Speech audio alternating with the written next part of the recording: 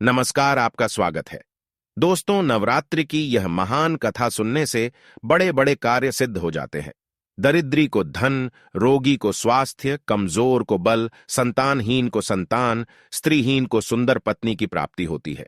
स्वयं भगवान श्री राम ने भी नवरात्रि का यह व्रत किया था, इसीलिए नवरात्रि का यह व्रत बहुत महान है। इस पृथ्वी लोक में जितने भी प्रकार के व्रत एवं दान हैं, वे नवरात्रि के समान नहीं है, क्योंकि नवरात्रि का यह व्रत सदा धन, धान्य प्रदान करने वाला, सुख तथा संतान की वृद्धि करने वाला, आयु तथा आरोग्य प्रदान करने वाला है और स्वर्ग तथा मोक्ष देने वाला है। अतः विद्या, धन अथवा पुत्र, इनमें से मनुष्य किसी की भी कामना करता हो तो उसे इस सौभाग्यदायक तथा कल्याणकारी नवरात्रि का व्रत विधिपूर्वक करना चाहिए। इस व्रत का अनुष्ठान करने से विद्या चाहने वाला मनुष्य समस्त विद्या प्राप्त करता है और अपने राज्य से वंचित राजा फिर से अपना राज्य प्राप्त कर लेता है।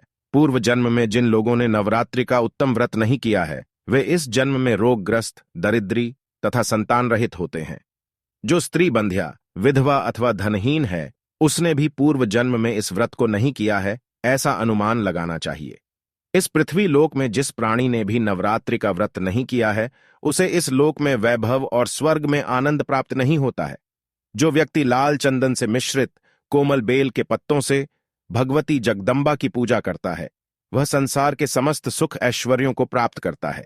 जो मनुष्य दुख तथा संताप का नाश करने वाली, सिद्धियां देने वाली, जगत में सर्वश्रेष्ठ कल्याण स्वरूपिणी जगदम्बा की उपासना नहीं की, वह पृथ्वी लोक पर सदा ही अनेक प्रकार के कष्टों से ग्रस्त रहता है, दरिद्री हो जाता है और शत्रुओं से पीड़ित रहता है।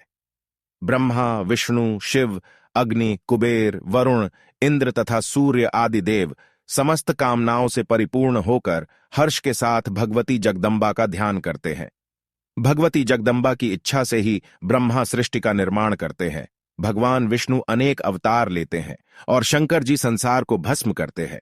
उन कल्याणकारिणी जगदम्बा का पूजन निश्चित ही करना चाहिए। इस संपूर्ण संसार में ऐसा कोई भी देवता, मनुष्य, पक्षी, सर्प, गंधर्व, राक्षस, पिशाच एवं पर्वत नहीं है जो मां जगदम्बा की शक्ति के बिना अपनी इच्छा से शक्ति संपन्न करने से समर्थ हो। इन सभी को मां जगदम्बा से ही शक्ति प्राप्त होती है। यदि कोई महापापी भी नवरात्रि का व्रत करता है तो वह भी समस्त पापों से मुक्ति पा लेता है। इसमें लेश मात्र भी विचार नहीं करना चाहिए। आइए दोस्तों, आपको सुनाते हैं नवरात्रि की महान कथा। इस कथा को सुनने मात्र से ही सभी संकट और दुख दूर हो जाते हैं, धन धान्य की प्राप्ति होती है। दोस्तों, आगे बढ़ने से पहले अगर आपने अभी तक इस चैनल को सब्सक्राइब नहीं किया है तो सब्सक्राइब जरूर करें। साथ ही वीडियो को लाइक करके कमेंट में जय मां दुर्गा जरूर लिखें। प्राचीन काल की बात है, कौशल देश में दीन, धनहीन, अत्यंत दुखी तथा विशाल कुटुंब वाला एक सुशील नाम का वैश्य रहता था। उसके अनेक पुत्र थे जो दरिद्रता के कारण हमेशा पीड़ित रहते थे। रात्रि में उस वैश्य को और उसके परिवार वालों को भोजन में बहुत कम अन्न प्राप्त होता था और उन्हें भूखा ही सोना पड़ता था। वे सदा ही भूख से व्याकुल रहते थे और दूसरों के पास काम करके अपने परिवार का पालन पोषण करने की कोशिश करते थे। वह वैश्य धर्मपारायण, शांत, सदाचारी, सत्यवादी, क्रोध न करने वाला, अभिमान रहित, धैर्यवान तथा ईर्ष्याहीन था। वह हर रोज देवताओं, पितरों और द्वार पर आए अतिथियों की पूजा करके अपने परिवारजनों के भोजन कर लेने के बाद ही जो कुछ भी बच जाता था उसी को खाकर संतुष्ट रहता था। इस प्रकार कुछ समय बीत जाने पर एक दिन उस वैश्य के द्वार पर एक विद्वान ब्राह्मण आया। दरिद्रता से पीड़ित उस वैश्य ने ब्राह्मण से पूछा, हे ब्राह्मण देवता, आप मुझ पर कृपा करके ये बताइए कि मेरी दरिद्रता का नाश कैसे हो सकता है। मुझे धन की अभिलाषा तो नहीं है, किंतु हे द्विजश्रेष्ठ, मैं आपसे कोई ऐसा उपाय पूछ रहा हूं जिससे मैं अपने कुटुंब का भरण पोषण कर सकूं और उतना ही धन अर्जित कर सकूं।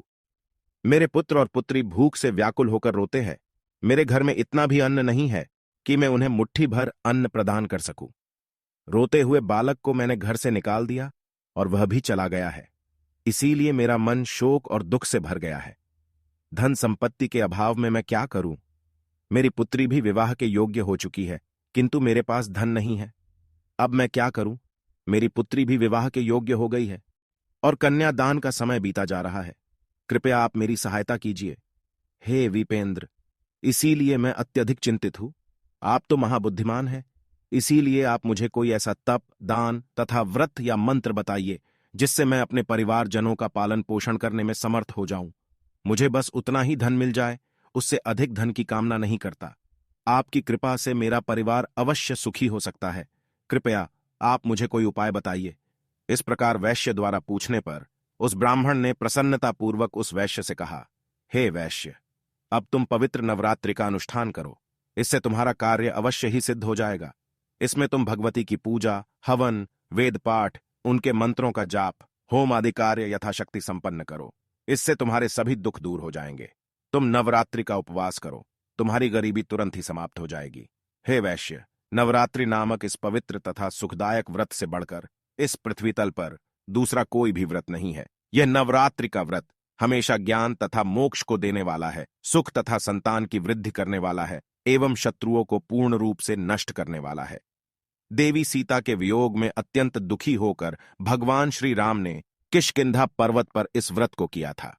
इस व्रत के प्रभाव से उन्होंने महासागर पर सेतु की रचना की और रावण, कुंभकर्ण तथा मेघनाद का संहार करके सीता को फिर से प्राप्त किए। हे वैश्य, इसीलिए तुम भी इस महान नवरात्रि का व्रत अवश्य ही करो।